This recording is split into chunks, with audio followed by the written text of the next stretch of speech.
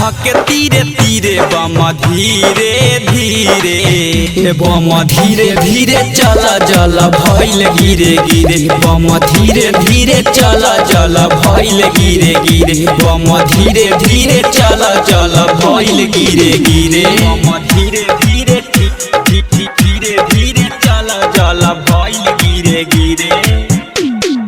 DJ Amit Tiwari अपहर बम धीरे धीरे धीरे धीरे चल जल भइल गिरे गिरे। मान लो बात हो चलो मुस्कात हो कान्हा पर कामर लेके सभे बजात हो सभे बजात हो।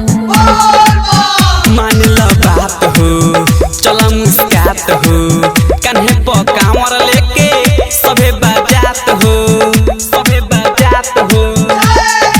गेरुआ कलर के ड्रेस बा पहिरे बम धीरे धीरे बम धीरे धीरे चल चल भइल गिरे गिरे बम धीरे धीरे चल चल भइल गिरे गिरे बम धीरे धीरे चल चल भइल गिरे गिरे बम धीरे धीरे धीरे धीरे चल चल भइल गिरे गिरे।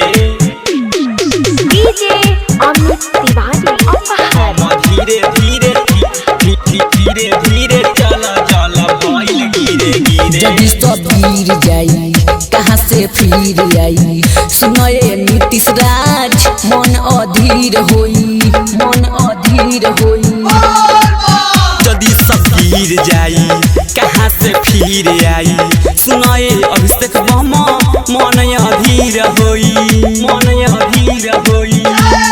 राइटर कुनाल डीजे मंजित बाबे भीरे बम धीरे धीरे बम धीरे धीरे चल चल भइल गिरे गिरे बम धीरे धीरे चल चल भइल गिरे गिरे बम धीरे धीरे चल चल भइल गिरे गिरे। देवा रिकॉर्डिंग स्टूडियो दिघवा दुबौली।